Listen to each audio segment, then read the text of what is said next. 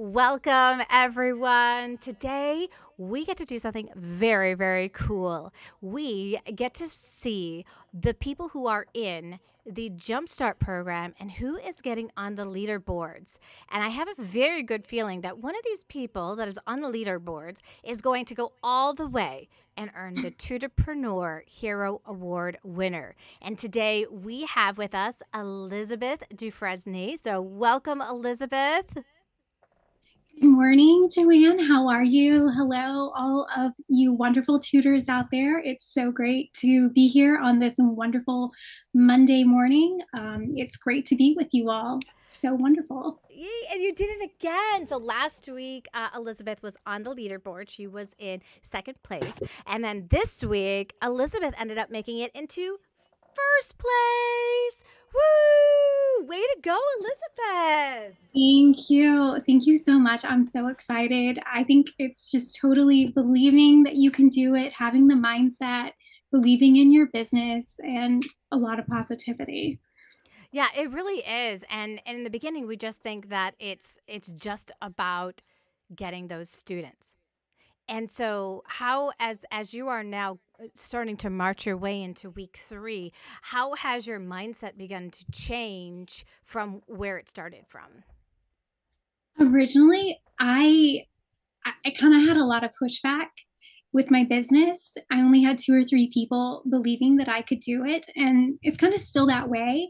My husband and a few close friends, but I just really kind of thought long and hard if I could do this, and I really believed in myself. And I know you and I kind of talked about that a lot, and I just really believed that I could do it. And if you believe that you can do something, truly, go after your dreams. You don't know until you can do it.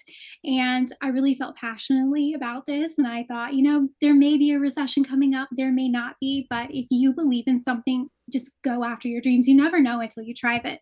Try it. So I thought long and hard, and I'm a true believer in God, and God was calling me to do it.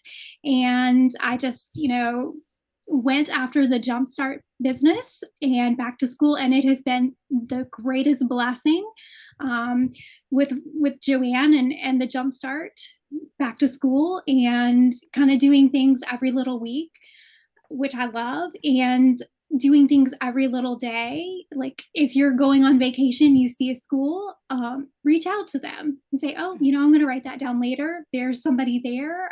I would love to reach out to that school, maybe recruiting some students. So, or there's a friend I would love to get in, have coffee with them, reach out to them. So I think there are little ways that we can always grow our business, and that's what I've learned from the Jumpstart business. So Yeah, absolutely. And it is inevitable that if you're continuing to take these actions that you're going to get a student. And so I think that's the coolest part. A lot of times there's a lot of things that we just don't know about that when we learn about them or how to do them, it just makes it so much easier to remember, okay, this has worked for other people. I can do this. It can work. I just need to put the time and the effort into being able to do that. So Elizabeth, share a little bit about yourself and what you tutor and who you're hoping to attract inside of your business. sure, absolutely. My husband and I are high school sweethearts. We met way back in the day. We're Aw. originally from Atlanta, Georgia. So, down there it's hot and mild, as we say. And then we relocated to Raleigh, North Carolina. We love it. It's kind of all 4 seasons. I am a teacher with 15 years, and I left the classroom to go all in the tutoring entrepreneur business and absolutely love it. And my specialization is in reading with a focus in reading comprehension and then subspecialty in fluency and reaching out to grades in pre-K through 6th grade all the way up to 8th grade. Okay. So if anybody has any students, I would love to work with you. Yeah, that is awesome. And really, it's about putting yourself out there. Like even being here on this call today, which is going live right on my YouTube channel. That is a scary thing to do. Yet you stepped up and you said, "Wait, I can do that." And I just realized I have my one of my speakers on that's causing a little bit of thing here. So let's see which one of those it is. Now I'm not hearing it. Weird. Okay, we'll do that. Do that. Do that. Nope, still happening. Do that. Oh man, crazy. Let me know if you guys are hearing an echo at all. Are you hearing an echo at all, Elizabeth? No. I'm not. All right. And if you guys are on the YouTube channel hearing an echo, please let me know and I will do what I can to stop the echo. I love it. I love it.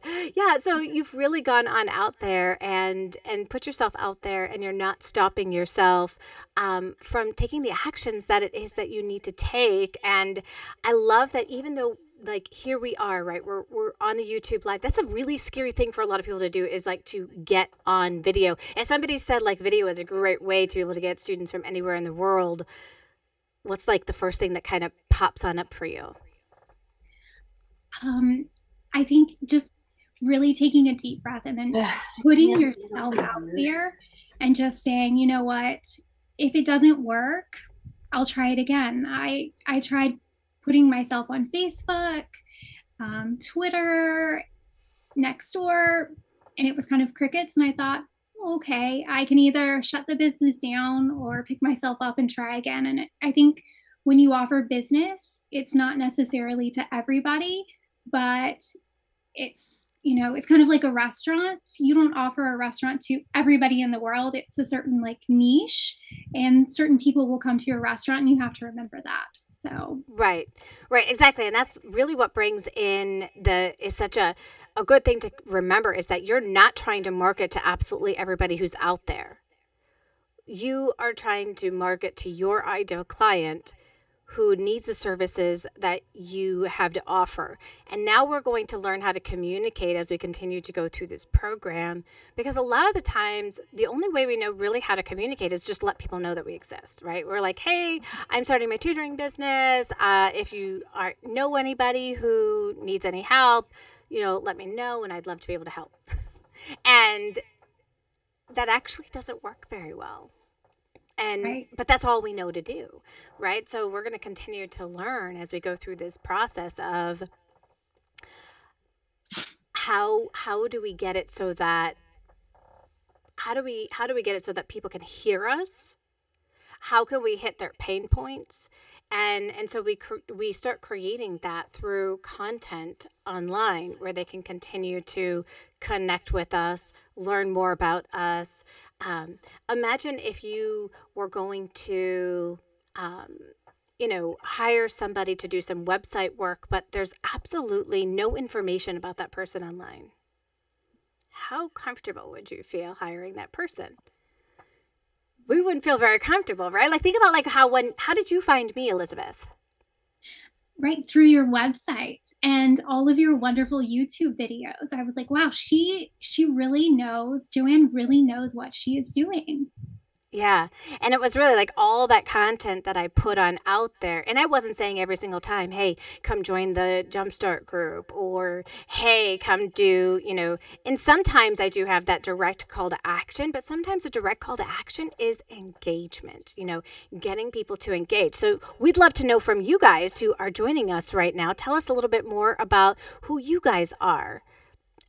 So we've got uh, some people that are back to the basics listed their 5 actions this morning. Awesome. We've Nice. got our wonderful Beth in the house. We've got a few others who are joining us live as well. Tell us about who you are, what you tutor, and what you're excited about for this upcoming school year. So those are me even just saying that. That's an engagement call to action, right? I'm asking you to do something, but when I'm asking you to do something, it isn't always, please sign up for my Jumpstart program. True. Right? Yeah. Because you don't know anything, like you guys don't know anything about the Jumpstart program. Now, Elizabeth Mhm. does because Elizabeth, watched the video. She started hearing like other people kind of talking about it. She then probably saw the webinar that went along with the program to explain what it is. And then she decided to join. And I think like when we think about that also with our tutoring business, it's a similar kind of funnel. People need to get to know us and we need to add value to them. And we add value to them in the form of content. So, congratulations. You keep taking those actions and getting on page one of the leaderboard, and you're always in that right now we can say you're always in first or second place. How good Thank does that feel? It feels great. And now I think, for all of the tutors and all of us, it's a great time to reach out because with back to school, schools are really going to be looking for, if kids, hopefully they did, but if they did not, with the summer slump and the retention, they might be looking for tutors. So it's a great time to start reaching out to schools and getting our names on the list too. Yeah. So Yeah. And I find elementary schools can they are an interesting pack, those elementary schools. The high school schools are a little bit different. So if you're like a high school tutor and you are looking to connect with a counselor. The counselor is the one who's going to make the suggestion on a tutor. So build and develop a relationship with the counselor. Don't just ask the counselor to get on that list. In the elementary schools, it's a little bit different. You can pretty much just ask to get on the list and they will. What you need to do is go back and verify each year that you're on the list and just say, hey, just like looking to see the updated list. Now, when I taught in the school system, I didn't know that there was a list of tutors. So I know that some schools will just say that they have a list, but they don't actually have a list, or they don't take that list and they don't share it with the teachers to pass on to people. Some schools will only refer people within their district, and they won't refer people outside of the district that don't have the qualifications or any of that kind of stuff. So they're like, "Yep, sorry, we didn't hire you, so we're not going to refer you." And then other schools are completely different. They're on the other side of it. They're just like, "No, we don't hire anybody who's in the school district because it kind of is like a problem that people have, right? That it's, you know, I don't I don't think any teacher would ever do this, but in some people's minds, they think this way. Well, if she did a good job during the day, then my kid wouldn't need tutoring with her later in the evening. So it kind of, so it's crazy like how schools think, and they're all different. They are not all the same. Well, we've got Beth Burgeon in the house as well. Welcome, Beth. hey, Beth. Hey, can you hear me okay? We can hear you. Yes, we can't see you, but we can hear you. You know what? I'm having some technical difficulties and nobody wants to see me in my jogging outfit all sweaty. So, yeah, it's a good Monday and I don't care Woohoo! about my technical difficulties. So, I am on my Oh, planner right now. I was like, while I was waiting for things to spin up, I was filling in my action items. I love So, it. I love it. Fantastic. Yeah, that's a good use of your time, isn't it? And that's what we begin to start learning about is how do I use my time better so that I can make sure that I'm focusing on the right things with my business. So you ended up on the leaderboard again, Beth, first place. Congratulations. oh, wow, I didn't know that. I was thinking I was waiting for a sign up for a student, and she's dragging her feet. Mama's dragging her feet. So I was just like, I'm gonna tie with everybody. But okay, awesome. That's awesome. Yeah, you got on first place, and Elizabeth is in first place. Both of you are on the first place leaderboard, and I think that's fantastic. You've already got one who's like ready to sign up, and we just gotta. And I think this is the important thing. Like we don't have to be pushy salespeople, right? The right people are gonna fall through the funnel at the right time, and if we continue to believe that, then some people are going to say no, some people are going to say yes, and we got to give them that time versus trying to be like all pushy. I always try to get back to them with a time, like they're like, oh, I need to talk to my husband. And we're like, excellent. When do you think you'll be able to have that conversation? And they'll say something like, oh, well, tonight. Great. Would it be okay if I touch base with you again tomorrow and find out what you guys have decided? And I always like put the like follow through back on my side because if I Hmm. leave it up to them, guess what's going to happen?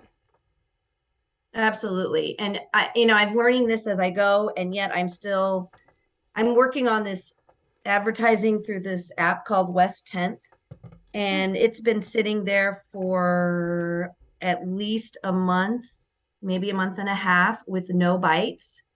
because that's not normally where I get my contacts from. It's usually from Facebook. And I was just like, I'm just going to take a chance, put it out there. They only charge for if you actually get someone to pay. They take off a little bit off the top. And I finally got someone. And unfortunately, it's a little slow going because you have to talk to them over the app. And you're right. I need to start saying, hey, let's talk again X day, Y day. Call me let's talk tonight. I need to put it's not a hard sale. It can still be a soft sale, right? Because I'm not a, I did a little stint in tech recruiting, and I did not like that. It was more pushy, more hard sale. And for me, if these people want this, they are going to follow through, right? Yeah. So, And what I but at find the it same comes time, down to like engaging them in a conversation. So tell me more about like what your child is struggling with. Has your child received any kind of interventions at school before? Like those are kinds of conversations too that you can be having on that app before you take that next step and say, and I'm not sure if you're allowed to give like a free assessment or a free consultation with that app. That some of those things are limited and it makes it really difficult. They either say yes or no. Like you don't really even have a chance to go through a proper sales funnel with them.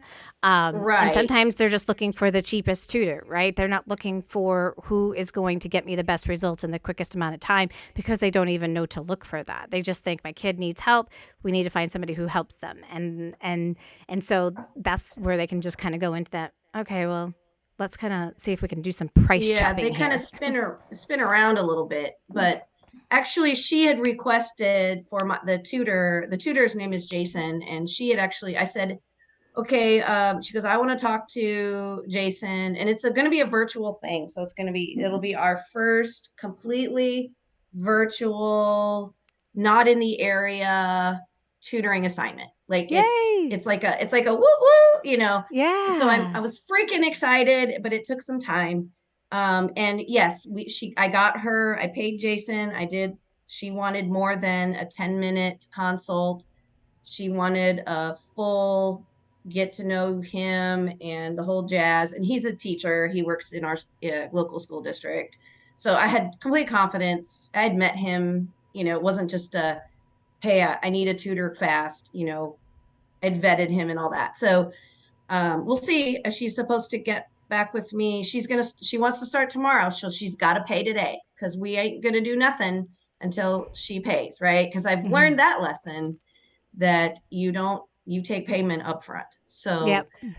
all these little things, I feel like, and Joanne, I don't know if you have time to hear this, but I am so overwhelmed. Like I was subconsciously hoping, wishing, and praying for training because I got the teacher part, right? I know how to engage with kids and they think I'm funny. And I guess I have a middle school, high school brain. I don't know, but I got that. But this whole business, oh Yeah. my gosh, my brain is exploding. I don't know how to I'm literally like wrote in my little 90X planner. I wrote, I am having trouble with all the things to do. My mind is full. How can I Yes. help this? Right. And Yes. yes. And I always think to myself, all right, you went through engineering school, you worked as a technical support person, your brain has been stretched, right? From all the engineering mumbo jumbo, right? No, my brain is the business side is it's so like so excited to learn, but I'm so full. How do you combat Yes. it when you're so full? And I apologize. I get on a rant and I go. No, no, no. I think this is so critical, you guys, because it really comes down to understanding the stage of learning that you're at. All right. So the engineering stuff really well because you've gone through that. Your brain is not full. You're just telling yourself that your brain is full. You're overwhelmed, yes, but your brain isn't full. It's not like your brain can't continue to learn. You have to understand that when it comes to the engineering stuff, your brain was probably in a state of unconscious competence, which means I don't have to think about the next thing that I need to know. I know exactly what I just need to do, right? Like driving a car. I get into the car. I know that I have to turn the car on. I don't have to think about that anymore, right? I just do it. It's just automatic. I know I need to look both ways when I exit my driveway because they just opened up the street. So I have to make sure I look both ways now instead of just one way because there could be cars or people that are walking their dogs or whatever. So it's right? like autopilot. Autopilot, right? But there are the 4 stages of learning, right? So we Okay. have the first stage of learning, which is unconscious incompetence. We have no clue what it is that we need to learn in that stage. We have not a clue. We just think like, oh, wow, everybody who does that makes it look so easy. Oh, must be pretty easy. That's kind of like the way our brain thinks, right? Like you see like those amazing like gymnastics and people on America's Got Talent. And you're like, wow, they make that look so easy, but I can't even do a flip. Right? So the next stage of learning is conscious incompetence. I now know what I don't know. And there's a lot of it. And I still don't even know everything that I still need to learn. But I know there's a lot more to learn that I'm not just going to just like automatically have it downloaded into my brain and just be able to do it. Like it's going to take time. There's a learning process. The next stage is it's conscious competence.